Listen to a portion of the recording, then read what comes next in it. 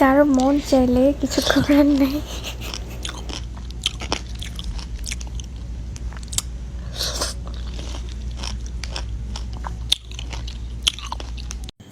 আসসালামু আলাইকুম, আমি ইসরাত। আজকে আমি আপনাদের জন্য নিয়ে এসেছি খুব পছন্দের নুডলস অমলেট। এটা ছোট বড় সবারই অনেক পছন্দ। আসলে একরকম করে নুডলস রান্না করে খেতে খেতে আর ভালো লাগে না, তাই এভাবে রান্না করে আপনারা খেতে পারেন।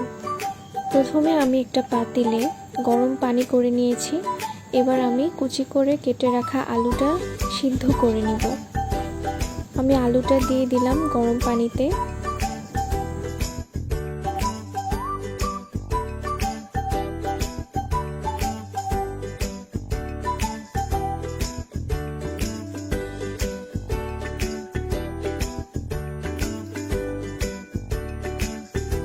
আমি অন্য একটা বাটিতে প্রথমে একটা ডিম ভেঙে দেব।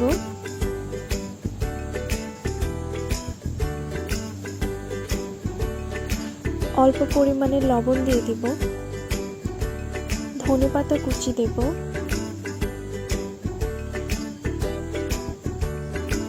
কাঁচামরিচ কুচি দেব, আর দিব পেঁয়াজ কুচি। আপনারা কম বেশি দিতে পারেন স্বাদ অনুযায়ী নিজেদের। আমার যতটুকু প্রয়োজন দিয়েছি। আমি একটু মরিচ গুঁড়া দিয়েছি ঝালের জন্য, আমার ঝাল ভালো লাগে তাই। সব কিছু আবার ভালো করে মিক্সড করে নিয়েছি। এবার আমি আরও একটা ডিম দিয়ে দিব। সব কিছু আবার ভালো করে মিক্সড করে নেব।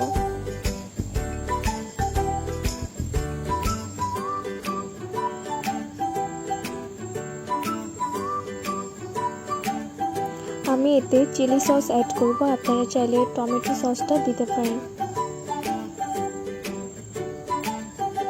সব কিছু আবার ভালো করে মিক্সড করে নিব।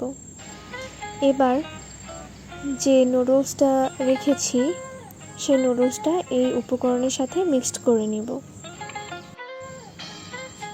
এই যে আমি নুডলসটা এবার দিয়ে দিচ্ছি।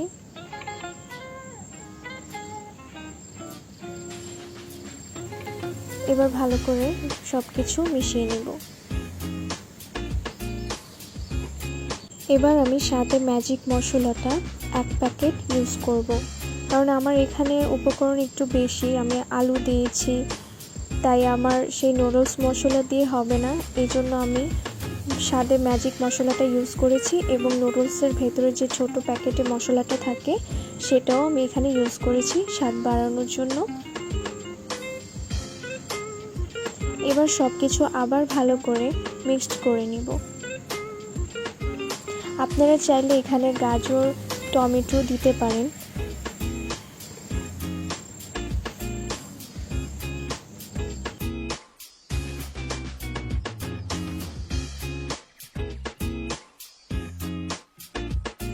এটা মিক্সড করা শেষ। এবার আমি এটা রান্না করব।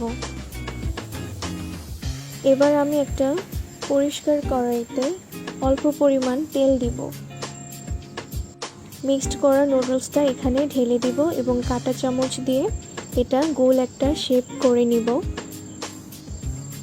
সব দিক যেন সমান থাকে আর এটা যেন গোল টাইপের হয়, সেদিকে একটু খেয়াল রাখবেন।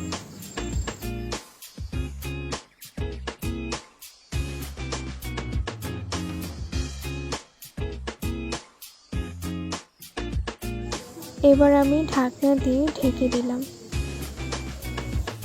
আমি এটা ঢাকনা খুলে উল্টে দিয়েছি, এক পার্ট হয়ে গিয়েছে, আরেক পার্ট হবে। এবার আমি এটা একটা বাটিতে নামিয়ে নিব। আশা করি আপনাদের এটা ভালো লেগেছে, and thank you so much আমার ভিডিও দেখার জন্য।